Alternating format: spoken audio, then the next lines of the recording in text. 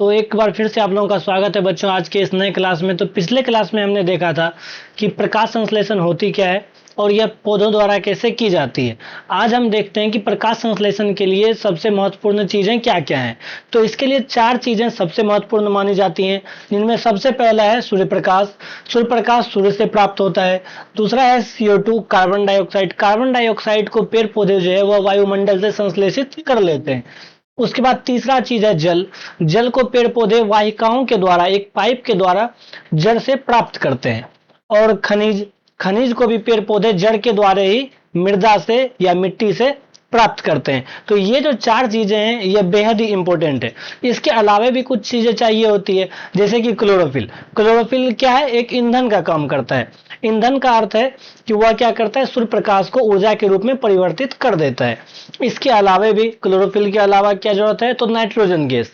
Nitrogen gas चूंकि आप लोगों को पता होगा कि वायुमंडल में भी अच्छा खासा मात्रा में मौजूद है, हालांकि बहुत ज्यादा मात्रा में ऑक्सीजन से नाइट्रोजन मौजूद है, लेकिन पेड़ पौधे नाइट्रोजन का अवशोषण वायुमंडल से नहीं कर सकते, इतनी क्षमता उनके पास नहीं होती है। पेड़ पौधे जो है वह नाइट्रोजन का जो शोषण करती है वह मिट्टी से ही करती है, लेकिन मिट्टी में नाइट्रोजन आता कैसे है? तो आप लोग अक्सर देखते होंगे केंचुआ को। केंचुआ क्या करता है कि मिट्टी को भुरभुरा कर देता है, और जब मिट्टी भुरभुरी होती है तो उसमें से हवा अंदर बाहर आ जा सकती है, जिससे क्या होता है कि उसमें नाइट्रोजन गैस चला जाता है। लेकिन बहुत बार क्या होता है कि राइबोसोम नाम का एक जीवाणु होता है जो पेड़ पौधों की जड़ों में पाया जाता है।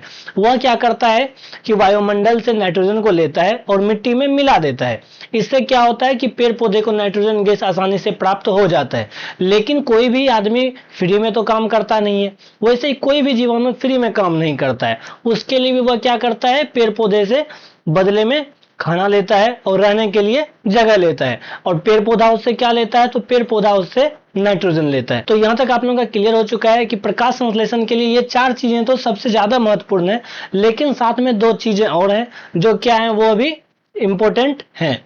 उसके बाद हम चलते हैं इसके सूत्र पे।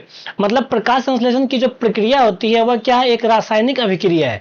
अर्थात वह क्या है? उसको हम लोग देख नहीं सकते हैं, इसीलिए क्या है उसको हम लोग रासायनिक अभिक्रिया बोलते हैं। वही अगर ऐसा अभिक्रिया हो जिसको हम लोग देख पाए तो उसको क्या बोलते हैं? हम लोग भौतिक अभिक्रिया बोलते हैं। जैसे कि पानी से बर्फ का बनना, उसको क्या कर सकते हैं हम लोग? बर्फ को छू भी सकते हैं, उसको देख भी सकते हैं बनते हुए, लेकिन क्या प्रकाश संश्लेषण होते हुए हम लोग देख सकते हैं? नहीं देख सकते हैं। तो इसीलिए ये कौन सा अभिक्रिया हो गया? रासायनिक अभिक्रिया हुआ। तो देखिए क्या करता है पेड़ पौधे कि सबसे पहले जो जरूरी पड़ता है, तो देखिए क्या करते हैं पेड़ पौधे, सबसे पहली जो जरूरत की चीजें हैं वह है कार्बन डाइऑक्साइड। कार्बन डाइऑक्साइड का अर्थ है CO2। कार्बन डाइऑक्साइड का फॉर्मूला होता है CO2। CO2 होता है कार्बन डाइऑक्साइड का फॉर्मूला। उसके बाद सेकंड चीज क्या चाहिए? तो सेकंड चीज चाहिए तो सेकंड चीज क्या चाहिए? तो सेकंड चीज चाहिए जल। जल का सूत्र होता है H2O। जल का सूत्र क्या होता है? H2O।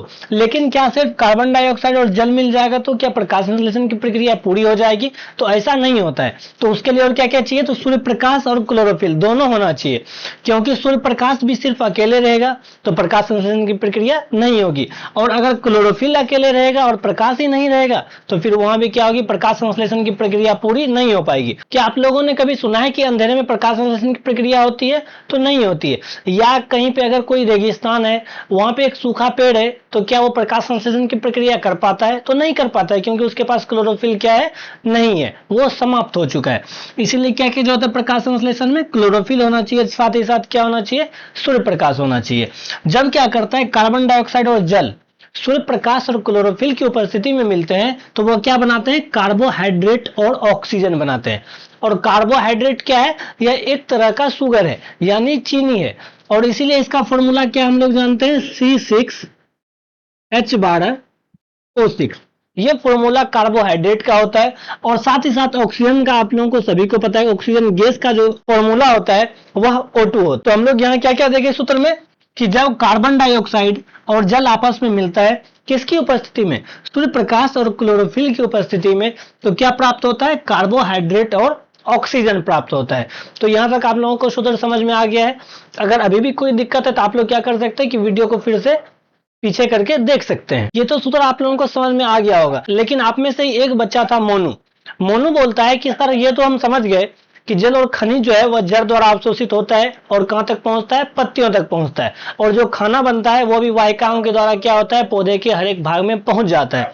लेकिन मोनू होशियार बच्चा है और साथ ही साथ बदमाश बच्चा भी है। वह पूछता है कि सर अब आप बताइए वह कार्बन डाइऑक्साइड का संश्लेषण कैसे करता है, क्योंकि कार्बन डाइऑक्साइड के लिए तो वहां वाहिका होती नहीं है पत्तियों में, जो क्या करे कि पाइप लगा के बाहर से कार्बन डाइऑक्साइड ले सके। तो बच्चों देखिए कि कार्बन डाइऑक्साइड का संश्लेषण पेड़ पौधे करते कैसे हैं। तो कार्बन डाइऑक्साइड जो होता है उसका अवशोषण पेड़ पौधों में रंध्र के माध्यम से होता है। रंध्र एक तरह की, रंध्र जो है वह क्या है, पत्तियों की एक इकाई है। रंध्र जो है वह मेनली दो भागों में बटी हुई होती है। एक भाग होता है उसका द्वार कोशिका, दूसरा भाग होता है उसका छिद्र। यानी कि जब कार्बन डाइऑक्साइड का क्या होता है, ज्यादा जरूरत होता है तो क्या करता है, वो छिद्र खुल जाता है। लेकिन जैसे ही कार्बन डाइऑक्साइड का जरूरत खत्म हो गया, अंदर में पूरा तरह से भर गया, जैसे सिलेंडर का भी तो लिमिट होता है ना, 14 किलो, 15 किलो, 20 किलो, तो वैसे ही एक रंध्र का भी लिमिट होता है। अगर मान के चलिए कि वह लिमिट उसका पूरा हो गया तो फिर वो क्या करेगा कि अपने दरवाजे को बंद कर लेगा, और जब दरवाजा बंद हो जाएगा तो फिर कार्बन डाइऑक्साइड उधर से आ जा नहीं सकता है, ना अंदर से बाहर निकल सकता है, ना बाहर से अंदर जा सकता है। तो आप लोगों ने कैसे समझा कि जो रंध्र होते हैं उसी के द्वारा क्या होता है, कार्बन डाइऑक्साइड अंदर बाहर कर आ जा सकता है। अब देखिए बच्चों, मोनू का फिर से सवाल एक आता है कि सर देखिए जैसे कि हम लोग जो है वो अगर ज्यादा खाना खा लेते हैं तो क्या हो जाते हैं, मोटे हो जाते हैं, हमारा तोंद बाहर निकल जाता है। लेकिन पेड़ पौधे अगर ज्यादा खाना खा ले तो फिर क्या होता है, तो यहाँ पे देखिए जैसे कि जो मनुष्य होता है वो अगर ज्यादा खा लेता है तो इसका क्या मतलब है, उसके शरीर में ज्यादा कार्बोहाइड्रेट चला गया। तो जब ज्यादा कार्बोहाइड्रेट चला जाता है तो वह वसा के रूप में एकत्रित होने लगता है, और हम क्या बोलते हैं कि इस आदमी का चर्बी बढ़ गया, ये आदमी मोटा हो गया। वैसे ही पेड़ पौधा में जो है वह वसा के रूप में कार्बोहाइड्रेट संचित नहीं होता है, वह स्टार्च के रूप में संचित होता है। स्टार्च के रूप में संचित होने का अर्थ है कि जब मान के चलिए कि पेड़ पौधा को ज्यादा खाना मिल गया तो पेड़ पौधा क्या करता है कि वह स्टोर करके रख लेता है, किस रूप में, स्टार्च के रूप में। तो उसी के कारण क्या होता है, पेड़ पौधा धीरे धीरे मोटा होने लगता है। तो हम लोग बोलते हैं कि ये देखो 2 साल में मात्र इतना पतला था और जब 5 साल हुआ तो इतना मोटा हो गया। तो उसका कारण क्या है, क्योंकि उसमें स्टार्च जमा होने लगा है। एक और क्वेश्चन आता है कि जो शैवाल होता है जो तालाबों में या जमे हुए पानियों में बनता है, जो उसके ऊपर में एक हरा रंग का लेयर होता है, आखिर वह कैसे प्रकाश संश्लेषण करता है, वह अपना खाना कैसे बनाता है, क्योंकि वह तो जमीन पर भी नहीं है, ना उसका कोई जड़ है। तो बच्चों वो खाना ऐसे बनाता है कि चूंकि उसमें क्लोरोफिल पहले से मौजूद होता है, तो वह क्या करता है कि कार्बन डाइऑक्साइड को और साथ ही साथ सूर्य प्रकाश को, दोनों को संग्रहित करता है, और पानी से जो है वह क्या लेता है, पानी से वह खनिज लवण लेता है और साथ ही साथ नाइट्रोजन लेता है, और इस तरह से वह क्या करता है, अपना प्रकाश संश्लेषण की प्रक्रिया को पूरा करता है। तो अगर आपसे कोई पूछे कि शैवाल अपना खाना कैसे बनाता है, तो आप लोगों को बताना है कि शैवाल अपना खाना प्रकाश संश्लेषण की प्रक्रिया से बनाता है। फिर से मोनू का एक क्वेश्चन आता है कि सर ठीक है ये सब तो समझ गए, लेकिन क्या दुनिया में जितने भी पेड़ हैं वह क्या एक ही तरह से खाना बनाते हैं, क्या वो सभी प्रकाश संश्लेषण करते हैं? तो बच्चों ऐसा नहीं है। दुनिया में जितने भी पेड़ पौधे हैं वह मेनली 5 तरह से अपना खाना बनाते हैं, जिसमें सबसे पहले तो क्या है, स्वपोषी। स्वपोषी क्या करता है कि प्रकाश संश्लेषण के माध्यम से खाना बनाता है। दूसरा है परपोषी। परपोषी क्या करता है कि वह दूसरे जीव पे आश्रित रहता है, अर्थात दूसरे का बना हुआ खाना क्या करता है, वो चुरा लेता है। और तीसरा होता है मृतजीवी। मृतजीवी जो होता है वह सड़े गले चीजों से अपना भोजन एकत्रित करता है। उसके बाद आता है कीटभक्षी। कीटभक्षी क्या करता है कि यह कीट को मार करके, यह मांसाहारी होते हैं, यह कीट को और कीड़ों को मार करके अपना भोजन संग्रहित करते हैं।